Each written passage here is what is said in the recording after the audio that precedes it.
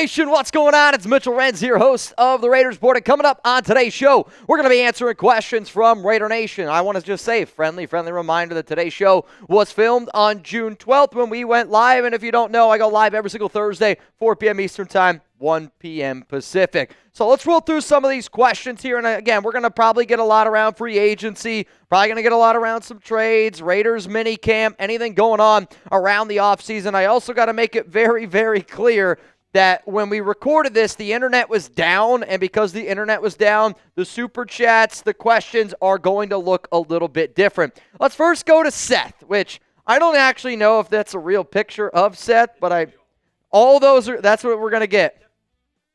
All right, I guess that's what we're going. I'm talking to myself today. Do you think Pratt will have enough time to get used to Patrick Graham's system?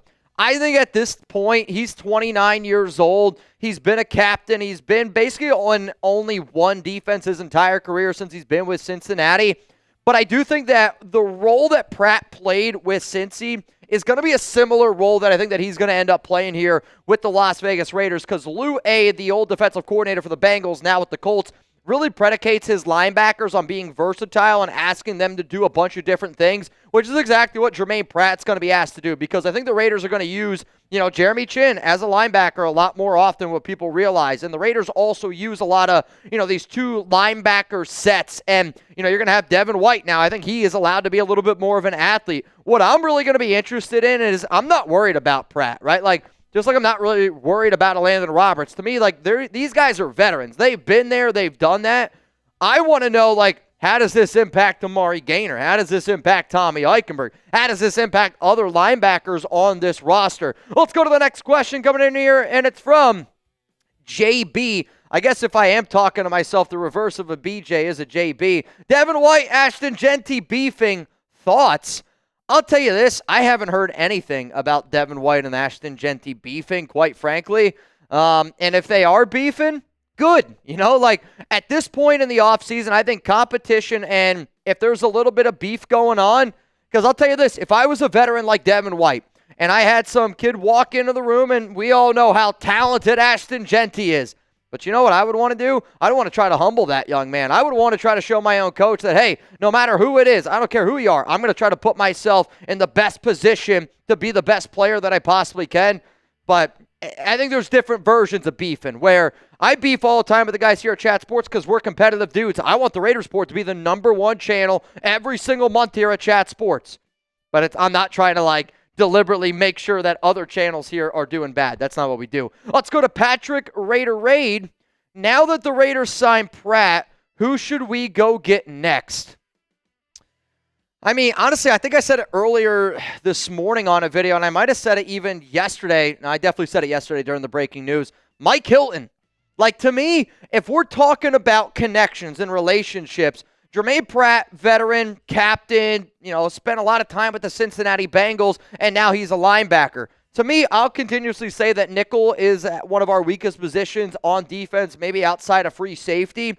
And I know that the Raiders are going to use a multitude of different guys, whether it be safeties, whether it be cornerbacks, to try to, fill in a lot of these holes and a lot of, spots that are going to be missing, right? You got to be able to replace Nate Hobbs. You got to try to replace Roberts Blaine. You got to try to replace Trevon Merrick. And right now, I look at that nickel spot, and it does concern me a little bit. But if you went out and got a Mike Hilton, somebody who is still playing at a high level, another veteran, 31 years old, a nickel corner, and who has experience with Germaine Pratt, to me, that is a move that I think makes a little bit of sense. And I have also been bringing up Mike Hilton a bunch on this show. So now the fact that we went out and got Pratt, it kind of makes me want to go out and get somebody like a Mike Hilton just a little bit more. But you know what? We're going to make this the pinned comment here on today's show. And I want a yes or I want a no. Should the Las Vegas Raiders go out and sign veteran free agent cornerback Mike Hilton? He is a nickel corner. Not going to put him on the outside. I also think, when you consider the fact of somebody like Shaquill Griffin, he plays on the outside. So you can bring in Hilton and you can bring in Griffin. Pin comment. Let me know down below, yes or no, why you're going to hit with that YouTube ad break. All right, let's go to the next question here. Who is the biggest loser for us after we got Pratt? Oh, boy. I'm probably going to say Tommy Eichenberg, and the only reason why I'm going to say Tommy Eichenberg, Maybe also like a Jalen Smith, because Jalen Smith is 29 years old. He's a veteran linebacker. But I talked about this in the show that I did on, would have been Wednesday, that Cody Lindenberg's been the number 2 linebacker behind Landon Roberts, the guy that they've been given the green dot to. And that was kind of the role that I thought, all right, like maybe Eichenberg could play that role. Because when the Raiders moved on from Amari Burney, my mind went Landon Roberts, and then Tommy Eichenberg, Cody Lindenberg. And then it was Devin White, Amari Gaynor. I would say those were your top 5 linebackers. Now that you have Germaine Pratt's number 1. Landon Roberts is number 2. And then I think that you're going to see a battle, which I think Devin White's going to be number 3. But then there's going to be a battle between Amari Gaynor, Tommy Eichenberg, Cody Lindenberg. When I think about the skill set of players that we already have at linebacker, the guy that I see being the odd man out is Eichenberg, and maybe it ends up being Gaynor, right? Maybe it ends up being a Jalen Smith, and we'll see what ends up happening, but my initial reaction to the news of Germaine Pratt getting signed, I think it's bad news for Tommy Eichenberg, but I think it's bad news, quite frankly, for Eichenberg. I think it's bad news for Amari Gaynor, right? I think it's bad news for a lot of these other players that you see down there below the screen. Jalen Smith, Matt Jones, Jalen Walker, Michael Barrett. When you add a player like Pratt, and I'm not trying to make him sound like he's the best player on our team, but he is the best linebacker on our team. If you find yourself always asking yourself Raiders questions, I love that because I'm a sicko too. I'll be sitting at home and Alex will be talking to me, and I probably shouldn't even admit this, quite frankly. But she'll be talking to me about something, and I am a little bit of a space cadet, which I'm sure you guys have noticed. And I'll look around and I'll be like, oh, yeah, I bet you I could talk about that tomorrow. Or, you know what? Yeah, the Raiders should go out and get Shaquill Griffin. Or, yeah, you know what? Mike Hilton does make a little bit of sense. If you find yourself doing the exact same thing, pull up on a Raiders Report show, ask some questions, interact with the nation. I promise you this. If you subscribe to this channel, you will become a smarter Raiders fan. Let's go to the next one. Coming in here, and it's from Patrick Roche. From the top, Roche. Having had Besh and Dante Thornton go head competition is a good problem to have. I think it's a great problem to have because entering the season, I was really only confident in, honestly, Brock Bowers, Jacoby Myers from a pass-catching standpoint. Now that we're hearing all the good things that we've been hearing about Besh, Thornton, and even a guy like Trey Tucker, that makes me feel better. Been hearing a lot of good things about Michael Mayer. One of the things that I think Pete Carroll has just always done such a good job of is one of the biggest issues in the NFL, and I think in professional sports, is guys who get paid a lot of money just expect that they're going to be able to keep their job and not worry about anything. Imagine you at your job. If you got a raise at your job and said, I don't got to work as hard anymore because I just got a raise.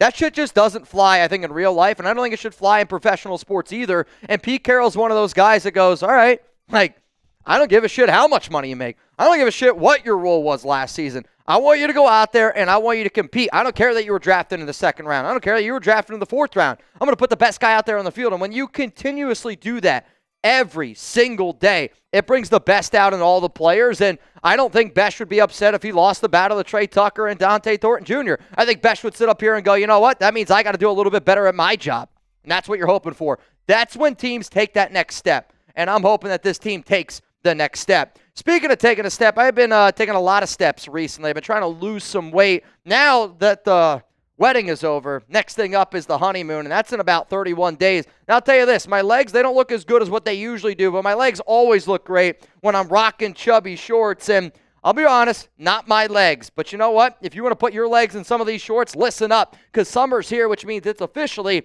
time to let the dogs out. And by dogs, we mean your legs. If your pups have been stuck in jeans or sweats for the last few months, set them free with the Lime Swim collection from Chubbies. Life's too short for uncomfortable swim trunks, so these babies are set up for all-day comfort with a quick, dry-stretch fabric and a built-in liner that actually does its job. No more chafing, no more soggy butt, no more mesh disasters. And Chubby's biggest sale of the year is on, which means $45 bottoms, both shorts and swim trunks, and up to 65% off select gear. It's the perfect time to donate your decade-old shorts and refresh your drawer. Give your legs the summer they deserve. So don't wait for a limited time. Shop Chubby's biggest sale of the year for $45 shorts and up to 65% off select gear. Hit up chubbyshorts.com and grab your favorites before they're gone. Miss the sale? Don't sweat it. Use our exclusive code CHAT, C-H-A-T, for 20% off. Support the show. Let them know that we sent you.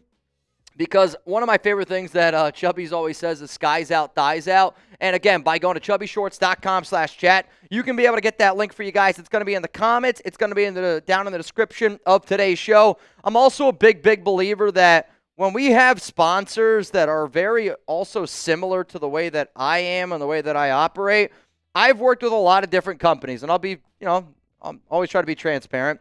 I work with a lot of companies. Chubby's is one of the coolest companies that we've ever worked with. And if you're just like want to support good people, I think Chubby's is some of the best people out there that you can support. Biggest sale of the year. Father's Day is right around the corner. That link's going to be available to y'all down in the comments and down in the description. Hell, if you're a dad, get yourself something. I never buy myself anything. I spend most of my money on my wife, my dog, and that's kind of where my money goes. If you're a dad and you're like, you know what, man, I got to get myself something for Father's Day.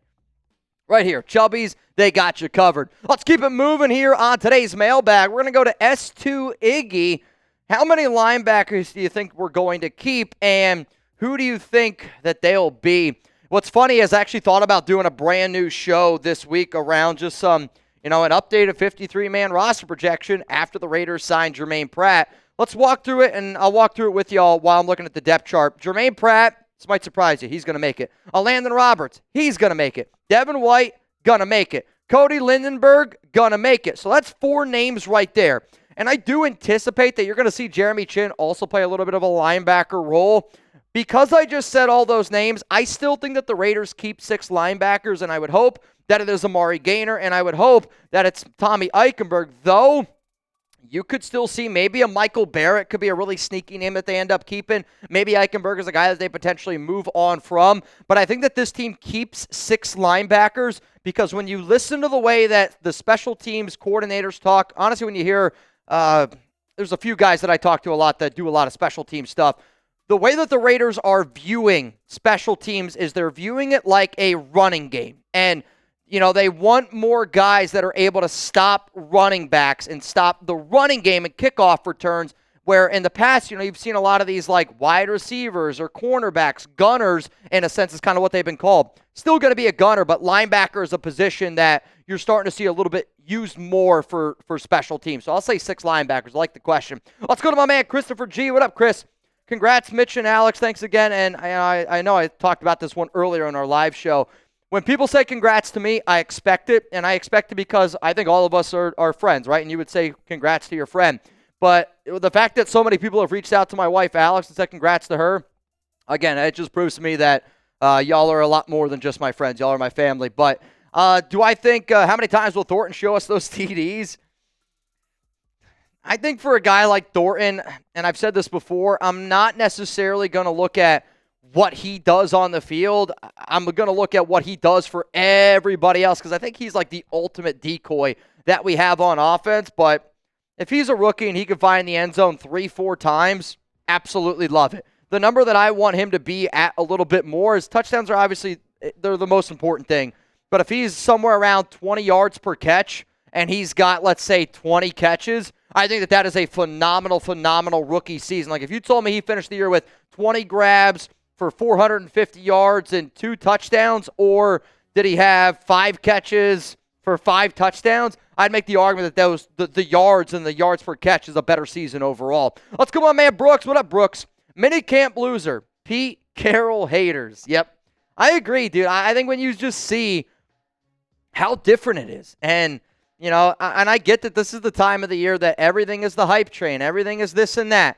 But how many people remember last year when Antonio Pierce and Tom Telesco gave the Raiders that final day of minicamp off? Like, I think AP last season was trying so hard to be like, and I'll say this, the stepdad that's trying to be the real dad, where he's just still trying to be the super nice guy but is afraid to, like, lay down the law. And you've heard a lot of Raiders players this offseason say that they thought last season was a little bit too laid back. And, I think what you're seeing this year is they're having fun, but they're also out there doing exactly what they need to be able to do. So when you see Pete and the coaching staff, taking their shirt off, running around in those giant hamster balls, but I think what they're also trying to do, and I love it, is football is insane, right? And when you go to these opposing fan bases, you have to be able to do your job, but you also have to be able to block out all of the noise. And you can't tell me if there's a coach who's not wearing a shirt or if you see another coach who's running around in one of these giant hamster balls, like you're going to be distracted by that and you're going to want to look. But at the end of the day, your job is in front of you.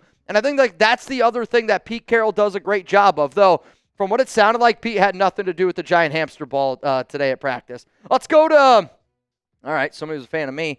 Who is in the most trouble if we sign Shaquill Griffin?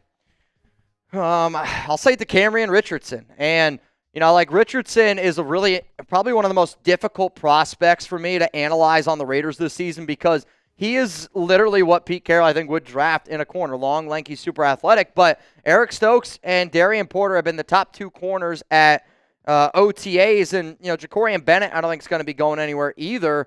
But to me, it's, where exactly does DeCamerion Richardson fit in? And if the Raiders feel like they have to go out and get another outside corner in Shaq, then I'm going to say DeCamerion Richardson would be the guy that would be in the most in trouble. But you know what? I think the coolest part about the Raiders Sport is we are a open dialogue. I know a lot of Raiders fans have a voice, and first time I ever went out to Oakland, I was amazed on how many Raiders fans felt like that they didn't have a voice. And, honestly, it was sad. I get like growing up in different parts of the United States, different parts of the world, people have different opportunities and whatnot. But if there's one thing that I'll always promise, I'm going to give the nation a voice, and I'm going to do the best that I possibly can because I know this. I can be loud, but I know when we're working together, we can be really loud. So if the Raiders end up signing Shaquill Griffin, who is the most in trouble, please let me know down below with your answer. Let's go to Jeremy Cole. All right, I like this one. Best flavor of jelly for a PB&J. So we've been doing a lot of tuna top fives. I'm just going to say this is my tuna top five for this segment. For me personally, the top jellies that I want, strawberries got to be in the equation. I think you'd be lying to yourself if you didn't say grape, though I actually don't have grape in my top two. I think another one that I love, which I just got on, is raspberry jelly. That's Alex's personal favorite. Outside of that, I think that those are really the only three. Though, I mean, if you put, I don't know, orange jelly in front of me or blueberry jelly in front of me, Reed's kind of giving me a weird face right now. I love peanut butter, and I could eat peanut butter with just about anything. Though, peanut butter and jelly, a little bit of bacon, I could F it up a little bit. But to me, strawberry 1, raspberry number 2. I'm going to go grape coming in there at number 3. Let's go to Big Luck. You look different there, Big Luck. Did Chuck get a ring too?